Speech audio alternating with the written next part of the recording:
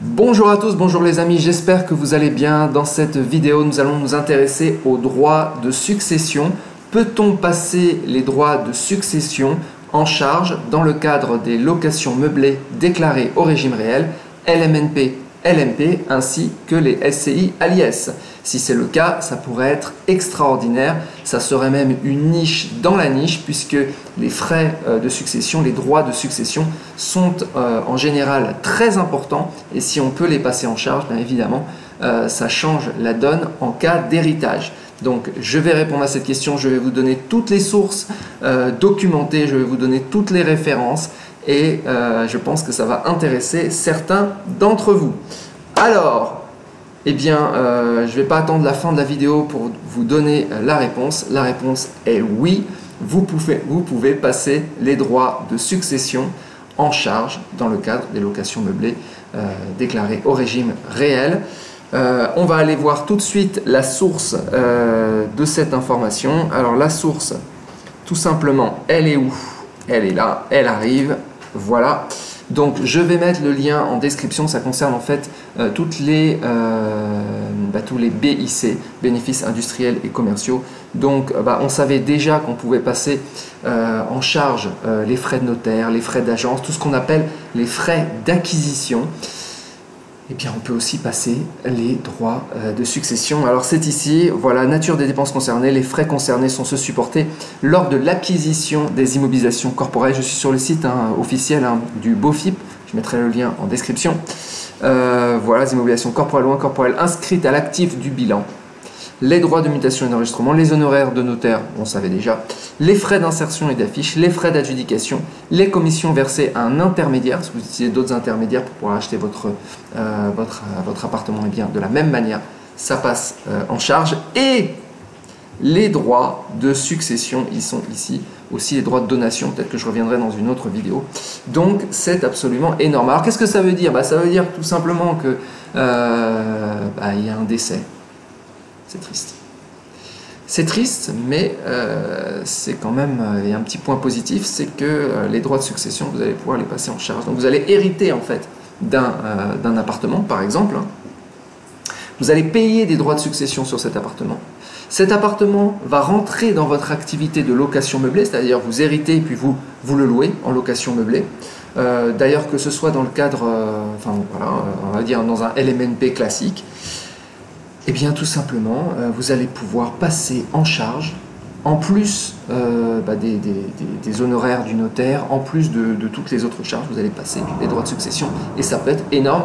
C'est arrivé à l'une des personnes qui suivit la formation qui m'a posé la question et je dis waouh, j'ai jamais eu cette question auparavant. On a tout vérifié, elle a demandé à d'autres sources aussi, confirmer, reconfirmer, reconfirmer, jusqu'à aboutir à la source qui est ici.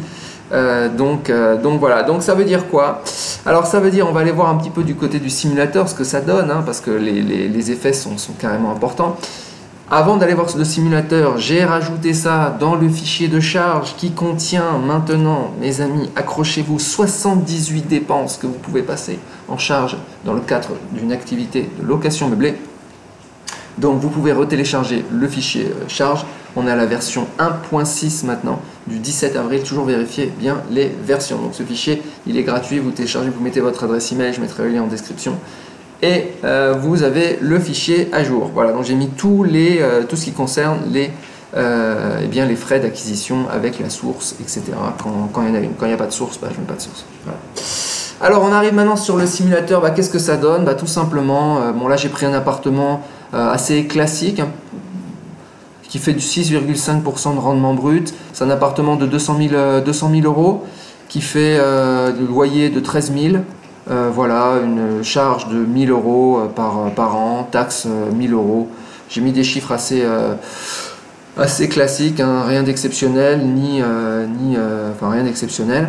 Et donc ça apparaît où? Alors on va regarder un petit peu juste la courbe noire. Donc là c'est un appartement où on paye très peu d'impôts au début, parce que on arrive presque les amortissements arrivent presque à faire que le résultat soit nul, mais pas complètement. Si je veux un résultat nul, je baisse un petit peu le loyer. Allez, je vais le mettre à 12 000, je vais le mettre à 11 000. On va arriver sur des appartements de type parisien.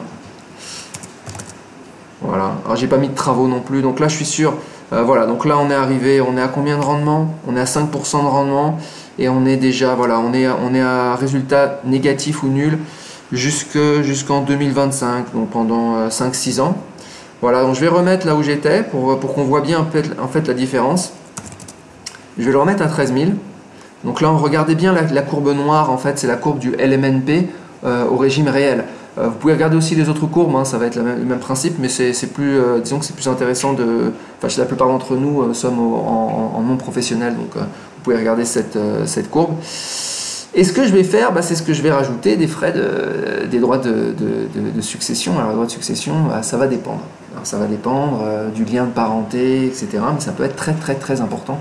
Ça peut être 20%, 30%, 40%, 50%. Ça peut être juste énorme. Et je vais débuter gentiment. Là, on est en France. Hein. Donc, je vais débuter à 40 000 euros. Donc, à 20%, ça fait à peu près ça. Et là, qu'est-ce qui se passe sur la courbe noire? Vous voyez, c'est carrément magique. Alors qu'on payait des impôts, vous voyez, je vais rebasculer, je vais faire un petit zoom. Voilà, vous regardez juste la courbe noire et comment elle va bouger.